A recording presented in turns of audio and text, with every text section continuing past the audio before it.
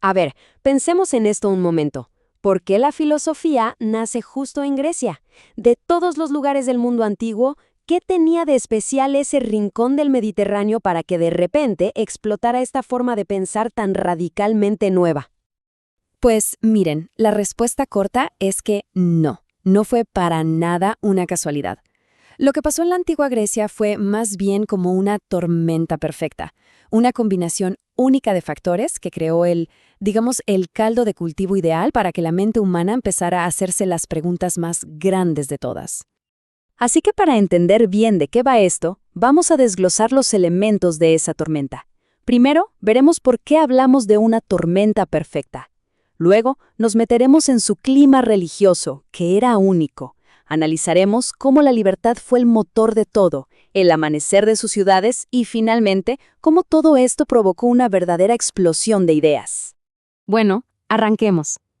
La idea central aquí es que el nacimiento del pensamiento filosófico no fue un accidente, para nada.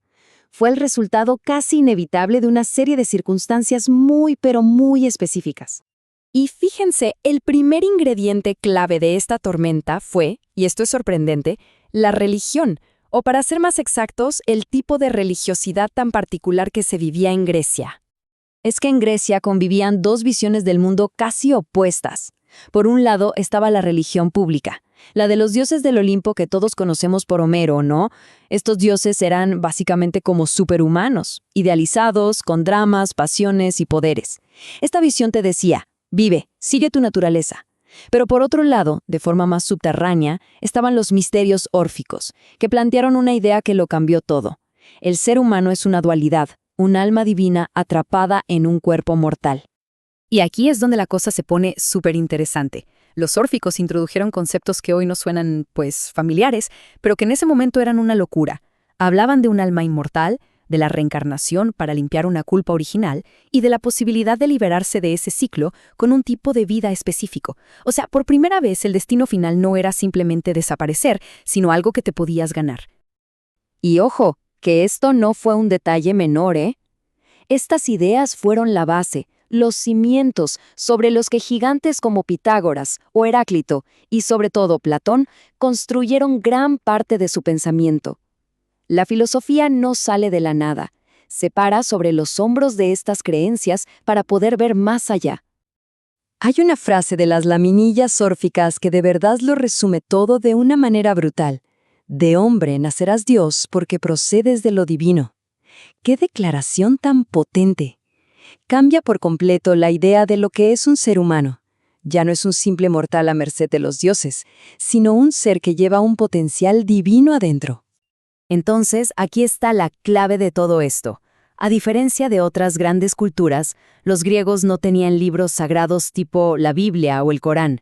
No tenían dogmas fijos ni una casta de sacerdotes con el poder de decir qué estaba bien o mal pensar. Esto dejó un campo de juego totalmente abierto, un espacio de libertad intelectual donde la especulación filosófica pudo nacer y crecer sin que nadie la aplastara. Pero esa libertad para pensar era solo una parte del rompecabezas. El segundo ingrediente fundamental de nuestra tormenta fue la libertad en un sentido mucho más amplio, la libertad política y social. Claro que esta libertad no apareció de la nada, estuvo directamente ligada a una transformación económica tremenda que dio origen a las ciudades-estado, las famosísimas polis griegas. Imagínense esto como un efecto dominó. Grecia pasó de ser una sociedad agrícola, dominada por unos pocos terratenientes, a convertirse en una potencia comercial y artesanal. Este boom económico generó nueva riqueza, creó una nueva clase de ciudadanos con dinero que empezaron a exigir poder y, al final, esto forzó la creación de instituciones políticas libres en las ciudades más prósperas. Y aquí viene un dato que a muchos les vuela la cabeza. La filosofía no empezó en Atenas o Esparta, no en el corazón de Grecia. Nació en las colonias, en la periferia, en lugares como Mileto, que hoy es parte de Turquía. ¿Y por qué justo ahí? Bueno, porque estas colonias, gracias al comercio, se hicieron ricas mucho más rápido. Además, al estar lejos del poder central de la madre patria, tuvieron más libertad para experimentar con nuevas formas de gobierno. Se convirtieron en esencia en incubadoras perfectas para que el pensamiento crítico floreciera con muchas menos ataduras.